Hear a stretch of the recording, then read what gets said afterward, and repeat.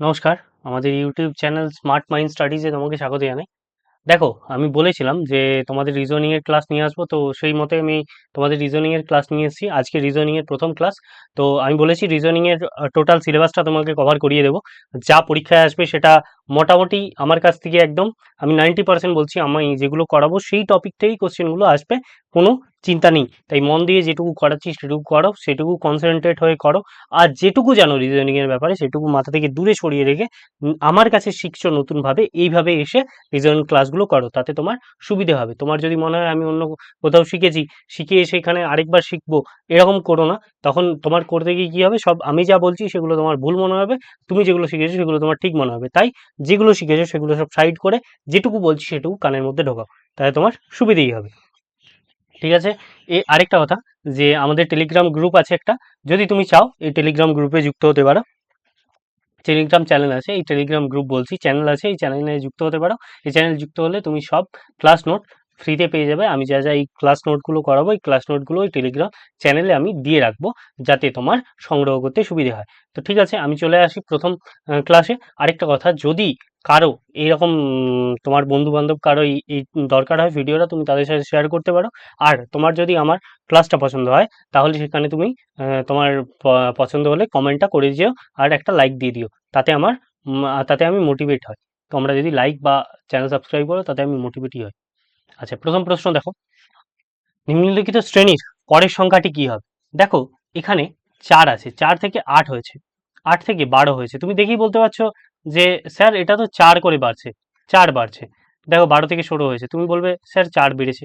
আবার 16 থেকে 20, তুমি তো বলবে 4 বেড়েছে। তাহলে পরেরটা কত হবে? তুমি দেখেই বলে দেবে হ্যাঁ স্যার, এটা পরেরটা হবে 20-র সাথে 4 যোগ করলে 24 হবে। তাই তো? একদম ক্লিয়ার কাট কথা। দু একটা পয়েন্ট এখানে বুঝে নাও। প্রথম পয়েন্ট হলো, ফার্স্ট পয়েন্ট হচ্ছে, যদি যদি দেখো 4 4 আছে, 6 হলো, 8 হলো, 10 হলো, 12 হলো, মানে যদি ধীরে ধীরে বাড়ছে, ধীরে ধীরে যদি ধীরে ধীরে বাড়ছে, তার মানে 100% শিওর যোগ হয়েছে। ধীরে ধীরে বাড়লে কি হবে? যোগ। আচ্ছা, সেকেন্ড পয়েন্ট হচ্ছে, ধরো 12 আছে, ধরো 10 আছে, ধরো 8, ধরো 6, ধরো 4, ধরো 2, এরকম হয়েছে, ধরো 0 হলো। তার মানে কি? ধীরে ধীরে কমছে, ধীরে ধীরে কমছে। তার মানে কি হবে? ধীরে ধীরে কমলে বিয়োগ। মনে রাখবে, এই জিনিসটা মনে রাখবে। প্রথম পয়েন্ট। থার্ড পয়েন্ট, ধরো এখানে এরকমটা দেয়া আছে যে ধরো বললাম আমার দেয়া আছে 10, ধরো তারপর হয়ে গেল 30, তারপর হয়ে গেল তোমার 90। মানে এরকম হঠাৎ করে 3 গুণ হঠাৎ করে বাড়ছে। হঠাৎ করে যদি বেড়ে যায়, তাহলে গুণ। ধরো এখানে 120 আছে, 120 থেকে সোজা তোমার হয়ে গেল 60। আচ্ছা, তারপর হঠাৎ হয়ে গেল 30। আচ্ছা, তারপর হঠাৎ হয়ে গেল 15। এরকম করে হঠাৎ করে যদি কমে যায়, তখন কি হয়ে যাবে? তখন হয়ে যাবে ভাগ। আশা করি তুমি এই পয়েন্টগুলো বুঝতে পারলে। ক্লিয়ারলি। এই নাম্বার সিরিজ এইভাবেই ঠিক এগোয়। দেখো, পরের প্রশ্নে আসি, তাহলে বুঝতে পারে কয়েকটা প্রশ্ন করলে। পরের প্রশ্ন দিয়ে আছে, দেখো 58 থেকে 60, 60 থেকে 3, 3 থেকে 8। দেখো, 3 4 3 4 এরকম করে এগোচ্ছে, ঠিক আছে? মানে এখানে প্রথমে বাড়লো 2, এখানে প্রথমে বাড়লো 3। আচ্ছা, তারপরে এখানে কি বাড়লো? তারপর এখানে বাড়লো হচ্ছে 5। আচ্ছা, এখানে কত বাড়লো? এখানে কত বাড়লো? 68 থেকে 75 কত বেড়েছে তুমি বলো? 68 থেকে 75 7 বেড়েছে। আচ্ছা, তারপর কত বেড়েছে? তারপর বেড়েছে তোমার 11। এরকম করে যদি তুমি দেখো, হঠাৎ করে মানে এটা কিভাবে এগোচ্ছে? প্রথমে 2 3 5 7 11, এগুলো কিভাবে এগোচ্ছে? এগুলো হচ্ছে মৌলিক সংখ্যা। এগুলো কি সংখ্যা? মৌলিক সংখ্যা। পরপর মৌলিক সংখ্যা কাকে বলে আর যৌগিক সংখ্যা কাকে বলে, এটা পড়ে নিও। মৌলিক সংখ্যা কাকে বলে, যৌগিক সংখ্যা কাকে বলে, একবার পড়ে নিও। তো এরকম ভাবে পরপর এগোচ্ছে, তাহলে পরেরটা কত হয়? মৌলিক সংখ্যার পরের 11 পরে মৌলিক সংখ্যা হয় 13। তার মানে 86 সাথে 13 যোগ করলে কত হয়? 86 সাথে 13 যোগ করলে কত হয়? আমি এরকম ভাবে যোগ করি। 8 আর 1 9, 9 মানে 90, আর 6 3 9, এখানে 9 যোগ করলে দেখো 99 হবে। 99 কোথায় অপশনে আছে? এটা। আচ্ছা, প্রথমেরটা ওখানে ক্লিক করা হয়নি না, এখানে কত হবে? 24। এটা দুটা হলো। আচ্ছা, 3 নাম্বার, দেখো লুপ্ত সংখ্যাটা নির্ণয় করো। 13, 17, তারপরে কত আছে? 25, মাঝখানে কত হবে? আর 37। তাহলে এখানে আমাকে লক্ষ্য করতে হবে যে কি হচ্ছে ব্যাপারটা। যদি আমি ভালো করে দেখি, 13 থেকে 17 কিন্তু 4 বেড়েছে। আবার দেখো 17 থেকে 25 8 বাড়লো। আবার আমি যদি দেখি মাঝখানেরটা নেই মানে 25, 25 আবার 25 মাঝখানে 37 হয়ে গেছে।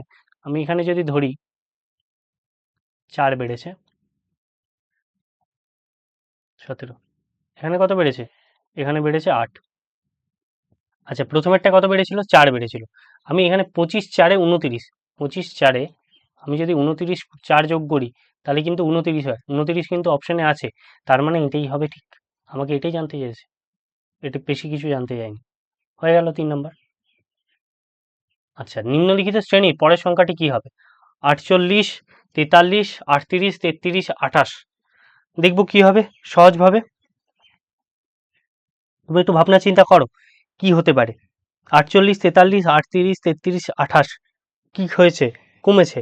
কমেছেটা কি? ধীরে ধীরে কমেছে, হঠাৎ করে কমে যায়নি। 48 থেকে 20 হয়ে যায়নি। যদি ওরকম হতো তাহলে আমি বলতাম ভাগ হয়েছে। ধীরে ধীরে কমেছে, তার মানে কি হয়েছে? ধীরে ধীরে কমলেই তার মানে হয়েছে তোমার কি? বিয়োগ। দেখো 48 থেকে 43, আমি শুধু ভাবো, তুমি বিয়োগ করো না, বাদ দিও না। তুমি ভাবো 43-এর সাথে কত যোগ করলে 48 হয়। তোমার যদি বিয়োগ করতে মানুষের অসুবিধা থাকে, অনেকেরই অসুবিধা থাকে, আমি জানি তোমারও থাকতে পারে। তো 43-এর সাথে 5 যোগ করলে দেখো 48 হয়।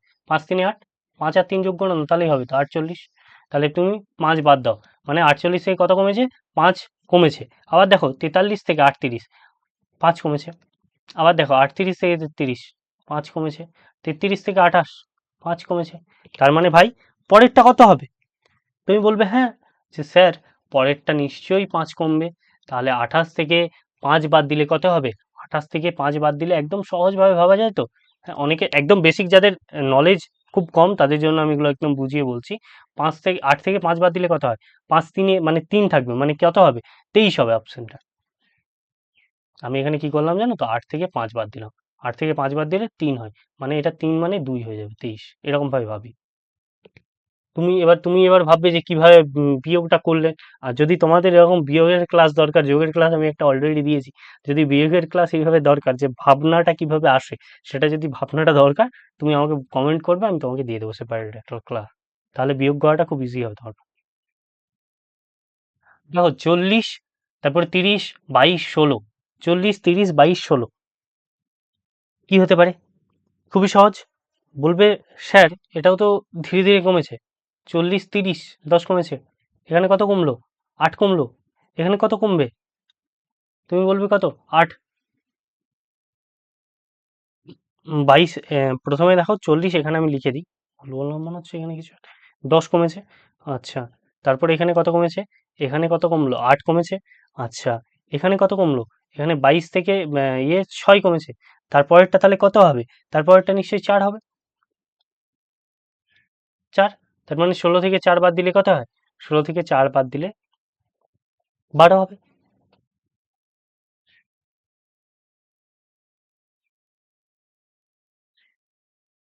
বলো এখান পর্যন্ত আশা রাখছি তোমাদের কারো কোনো সমস্যা নেই, আশা রাখছি আমি। এই যে এই জিনিসটা আমি কি করে বুঝলাম, এই যে এখান থেকে যদি আমি আরেকটা লাইন করি, এখানেও যদি দেখো, এখানেও কিন্তু 2, এখানেও কিন্তু 2, 2 এর পার্থক্য। এখানেও কত পার্থক্য? এখানেও 2 এর পার্থক্য। এইভাবে বুঝলাম। যাদের বেসিক জানা নেই, একদম বেসিক থেকে কিছু জানা না, তাদের জন্য কিন্তু আমি এত কিছু ভেঙে বলছি, আর কিচ্ছু না। নিম্নলিখিত শ্রেণীর পরের সংখ্যাটি কি হবে? 1 3 9 27 81। 1 3 9 27 81। এ তো হঠাৎ করে বেড়েছে। হঠাৎ করে বাড়লে কি হবে? আমি বলেছিলাম না হঠাৎ করে বাড়লে কি হবে? আমি যদি বলি, আমি তোমাকে দেখাই, দাঁড়াও। প্রথমে আমি এটা দেখাচ্ছি, আমি যেখানে লিখেছিলাম। এই দেখো, হঠাৎ করে বাড়ছে, হঠাৎ করে বেড়ে গেল, তার মানে কি? গুণ হয়েছে। হঠাৎ করে কমলে, হঠাৎ করে কি কমলে কি হয়? হঠাৎ করে কমলে তুমি তখন বলবে স্যার হঠাৎ করে কমলে তো ভাগ হয়ে যায়। তাহলে এখানে কি হয়েছে? এখানে নিশ্চয়ই গুণ হয়েছে। এখানে কত গুণ হয়েছে? দেখো, একের সাথে যদি আমি একের সাথে যদি ৩ গুণ করি, ১ ৩ ৩ আসবে। আচ্ছা, ৩-এর সাথে যদি আমি ৩ গুণ করি, ৯ আসবে। ৯-এর সাথে যদি ৩ গুণ করি, ২৭ আসবে। ২৭-এর সাথে যদি ৩ গুণ করি, ৮১ আসবে। তাই না? এবার ৮১-র সাথে যদি ৩ গুণ করি, তাহলে কত আসবে? ৮১-র সাথে ৩ গুণ করলে তুমি বলো ২৪৩ আসবে। কোথায় এলো? ২৪৩। আমি কিরকম ভাবলাম? আমি ভাবলাম ভাই এরকমভাবে ভাবলাম। আমি খুব একদম সহজ সরল ভাবি। মানে ৮ ১৬ ৮ ৩ ২৪ একদম মনে, মনে ভাবি এগুলো। এগুলো খাতায় করি না, মনে, মনে ভাবি। আবার এখানে কত? ১ গুণিত ৩, মানে ৩ একে ৩। এখানে ৩ টা যোগ করে দাও। একটা রয়ে গেল তো। ৮০ থেকে ওই যে ৮১ নিয়েছিলাম, ওই যে ৮০ নিলাম এখানে। ৮০ নিলাম, কত পড়ে রইল? ১ পড়ে রইল। আবার একটা নিচে গুণ করলাম। গুণ করলে ৩ হলো। তাহলে কত হবে? ২৪৩ যোগ করে দেবো টোটালটা। আমি যদি সাপোজ বলি, ভাই বলো তো ২৫২ গুণিত ৪, ২৫২ গুণিত ৪ বা দাঁড়াও ২৫২ গুণিত ৪, তুমি কি করবে? ২৫০ গুণিত ৪ করবে প্রথমে। তাহলে ২৫০-র সাথে ৪ গুণ করলে কত হয়? ২৫০-কে ৪ বার গুণ করলে কত হয়? ২৫ চারে কত? ২৫ একে ২৫ ৫০, ২৫ ৩ ৭৫, ২৫ ৪ ১০০। তো তুমি বলবে ১০০ হয়, মানে ২৫ ৪ ১০০, মানে আরেকটা শূন্য বসিয়ে দাও, ১০০০ হবে। তাই না? আর এখানে কত পড়ে রইল? ২ পড়ে রইল। ২ আর ৪ যোগ করলে, এই ২ আর ৪ গুণ করলে কত হয়? ৪ দুগুণে ৪ দুগুণে ৮। তাহলে তোমার মতে কত হবে? ২৫২ তুমি খাতায় করবে ২৫২ গুণিত ৪ করলে কত হয়? ২৫২ গুণিত ৪ করলে তখন তুমি বলবে যে ৪ দুগুণে ৮, তার মানে এখানে ৮ যোগ করব। এখানে কত হবে? ১০০৮। ক্লিয়ার? তোমরা অনেকেই আছো, তোমরা অনেকে বলবে যে এগুলো এত ভেঙে বলার কি আছে? হ্যাঁ, আপনি বুঝি না নাকি? একদম যারা বেসিক লো তাদের জন্য বারবার বলছি, এগুলো বলছি আমি। আর কাদের জন্য না। নিম্নলিখিত শ্রেণীর পরের সংখ্যাটি কি হবে? নিম্নলিখিত শ্রেণীর পরের সংখ্যাটি কি হবে? এখানে লেখা আছে ২ ৪ ১২ ৪৮ ২৪০। তোমার কি মনে হচ্ছে? হঠাৎ করে বেড়েছে না? এরকম এরকম ব্যাপারটা মনে হচ্ছে? হঠাৎ করে বেড়েছে স্যার।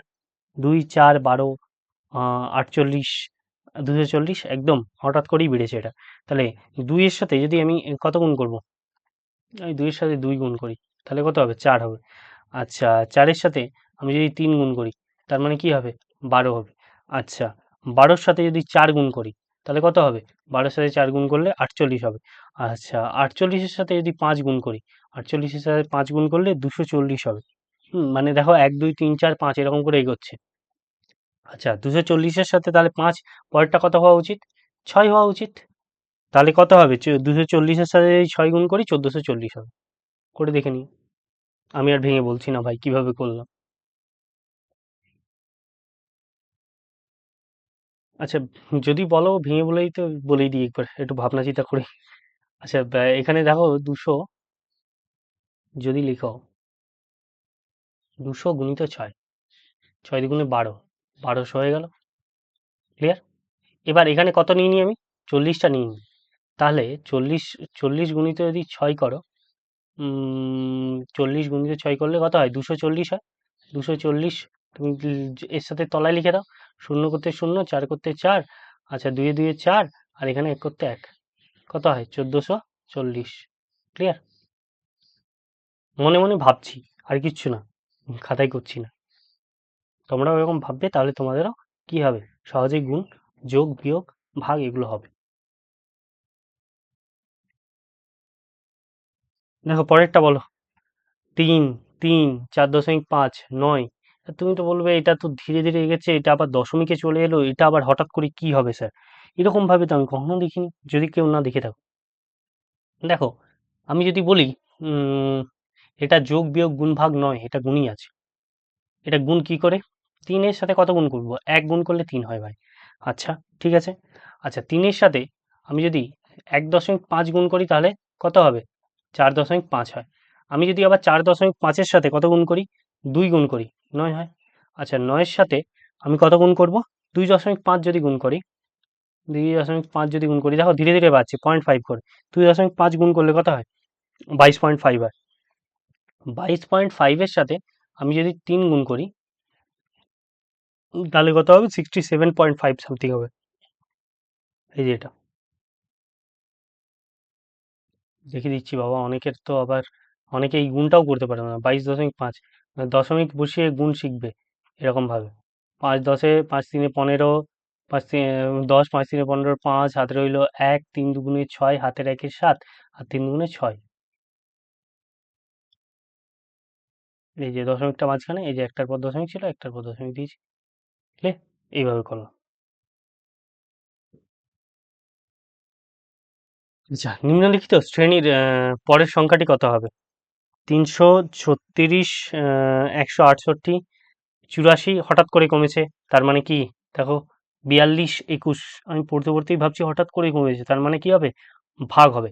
একটু ভাবনা চিন্তা করো, বড় সংখ্যা ভেবো না, বড় সংখ্যার দিকে দেখো না, ছোট এটা আর এটা দেখো। 42 হয়েছে, কত ভাগ হয়েছে? 84 থেকে 42 হয়েছে। আমি এই দুটো সংখ্যা দেখতে বলছি, 84 আর 42। বড় সংখ্যা দেখবে না ভাগের বেলায়, বড় সংখ্যা দেখলেই তোমার মাথাটা খারাপ হয়ে যাবে। 84 আর 42 এই দুটোর কি ভাজিত 2 হয়েছে না? ভাজিত 2 মনে হচ্ছে তো? মানে 2 এর দুভাগ, এটাকে হাফ করো, 84 হাফ কত হয়? 42। সেটাই করা হয়েছে। 42 এর হাফ কত হয়? 21। মিলছে না? তাহলে এটা কত হয়েছে? ভাজিত 2। এটা কত হয়েছে? ভাজিত 2। পরেরটা কত হবে ভাই? ভাজিত 2 হবে। হুম, ভাজিত 2 হবে। তাহলে কত হবে? 10.5 সামথিং হবে। 10.5। ক্লিয়ার? বড় সংখ্যা ভাগের বেলায় দেখবে না, ছোট সংখ্যাগুলোর দিকে লক্ষ্য করবে। তাহলে তাড়াতাড়ি তুমি বুঝতে পারবে জিনিসটা। ঠিক আছে? আচ্ছা, তোমাদের জন্য আমি এতগুলো জিনিস করিয়ে দিলাম। এই টাইপ থেকে কোশ্চেন আসবে, এর বাইরে আসবে না। এই দেখো লাস্ট কোশ্চেন, 630, 315, 157.5 পরেরটা কত হবে? তোমাকে এটা আমি হোমওয়ার্ক দিলাম। এটা হচ্ছে তোমার হোমওয়ার্ক। ঠিক আছে? এটা তুমি ভাই বাড়িতে করে আনবে।